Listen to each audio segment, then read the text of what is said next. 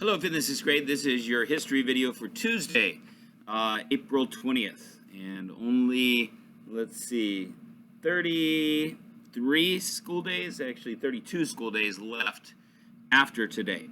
And so we're looking forward to the end of the school year. And I'm sure you guys are especially looking forward to it. We're going to be reading, working on 2 work text pages, 197, the rest of that. Yesterday you had the first part of it, and then today you'll have the backside, which is comparing religions. And so we'll be talking about that starting on page 274 in your textbook. Africa and the outside world, the slave trade. One practice that harmed Africa was the slave trade. Slaves became one of the most prominent exports from Africa. Slavery had long been practiced within Africa itself, and Africans had sometimes traded slaves to Europe and Asia.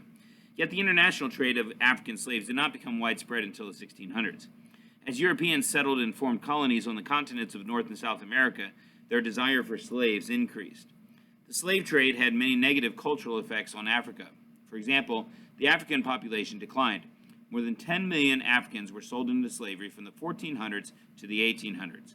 Also, because European traders commonly offered guns in exchange for slaves, wars and violence increased. Families were torn apart and fear reigned. Because the Africans fled from their cities to avoid capture, civilization and culture in many parts of Africa were hindered from growing.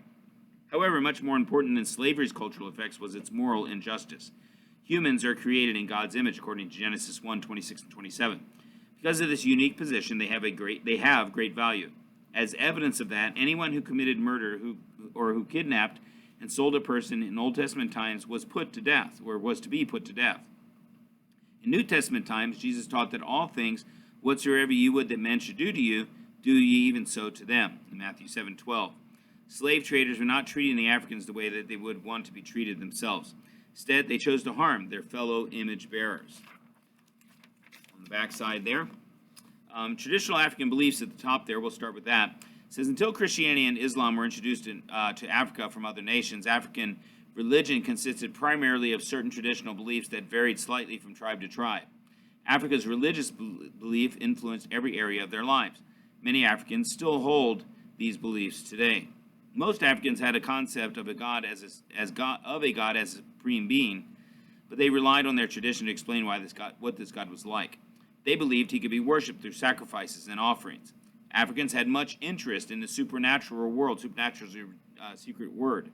One common belief was that there were spirits who controlled natural forces for good or for evil. Africans worshipped these spirits and tried to please them. They did not want the spirits to use their powers to harm them and their surroundings. Many African religions taught that spirits lived in animals or things in nature such as trees and rivers, a belief known as animism. Africans often relied on a person thought to have magical powers such as a medicine man or a rainmaker to connect them with the supernatural world. Another common belief was that the spirits of departed relatives visited people and influenced their lives. The people gave offerings to these spirits and tried to stay in favor with them. Unlike traditional African religions, the Bible teaches that there is only one God who controls all things, including the forces of nature, and who alone deserves to be praised, according to Psalm 107. The Bible also teaches that Christians do not need medicine men or any mediator other than Christ in order to approach God, 1 Timothy 2:5. So religion at the bottom there. Christianity first came to Africa in the 1st or 2nd century. It spread in the coastlands and in the backcountry along the Mediterranean and Red Seas. Then, in the 7th and 8th centuries, Islam was introduced to North Africa. From there, traders spread the religion to West Africa. Traders coming across the Indian Ocean also converted many in East Africa to Islam. Despite the strong Islamic presence to the north, however, Christianity began to spread, especially in the central and southern parts of the continent, through the efforts of European missionaries. There have been charges that missionaries helped the governments of Europe exploit native peoples, and it is true that some did.